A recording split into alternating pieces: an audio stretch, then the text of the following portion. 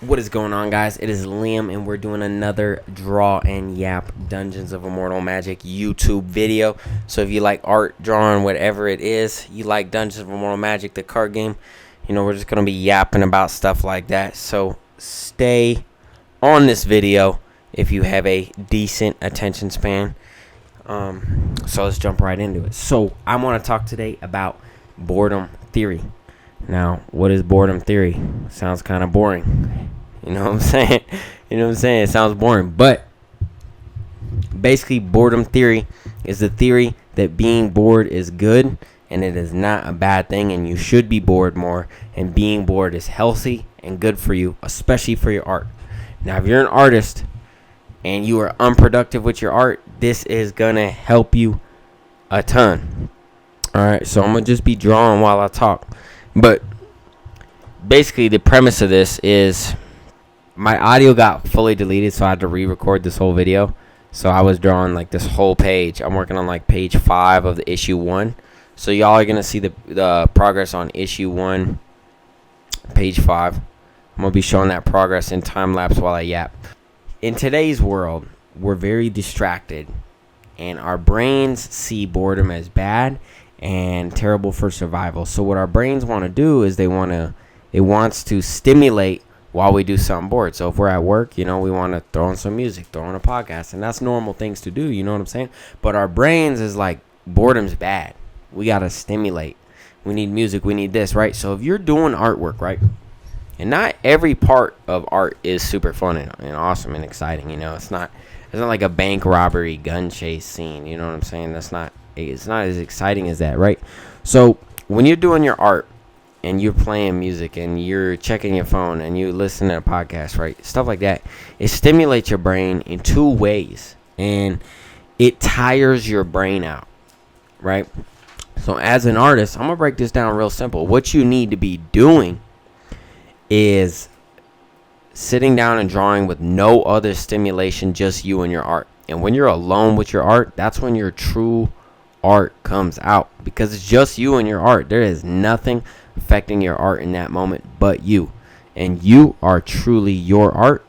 But that art can only fully come out if you are truly locked in on your art, and it's just you and your art. So if that makes sense, that's like a word jumble, mumble wumble, you know what I'm saying? But that is your art.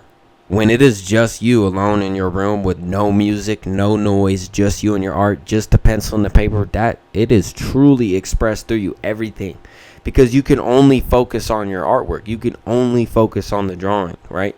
So everything is put into it, you know what I'm saying? And that's what truly locking in on your artwork is, right? So if you want to improve your productivity and your progress as an artist, start doing this. And a good way to practice is to go 30 minutes. Let's say you're not very good at this. You're always on your phone, always need music, always need stimulation.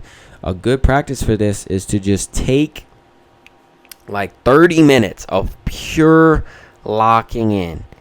Make sure for those first 5 minutes you're fully locked in, because the first 5 minutes are always the hardest. After that, momentum builds, right? But for 30 minutes, no noise, no distractions. Lock your doors. Tell your family to get out of the house. Your house now. We doing this. Okay? Lock the doors. Close the windows. Close the curtains. You know what I'm saying? No distractions. You and your artwork. Okay? Once you do this for 30 minutes every single day, and you could do it longer. Like, you could really get into your project if you want, right? But this is something I've been studying. And I've been practicing it. When you do this for 30 minutes, I promise you, your art, over time, as you develop the skill of being bored and being fine with being bored and realizing that boredom is not a bad thing, and being able to do boring tasks efficiently actually gets you to the top and gets you that success. As you do this over time, your artwork is going to drastically improve. Whatever creative project you're working on, it's going to skyrocket, bro. You're going to be so locked in, because there are so many boring and sucky things you have to do to get to these levels and to see that progress. And nobody talks about it, but you have to do these things efficiently, and you have to be okay with boredom during that. right? I'm not saying it's bad to listen to music while you're doing art. Like, that's fun. But I'm just saying it helps train you for those moments where you are bored. You are bored of a project. You don't want to draw this character for the 50th time, right? But that's what leads you to greatness with your art. Let's say you're working on a comic. Like, you think these big comic artists wanted to sit there and draw the same character 400 times? Like, not really. But they're so locked in on where they're going and the boring parts. Even during the boring parts, they're still just as locked in as the interesting parts when they're drawing something great, right? And that's what accelerates them.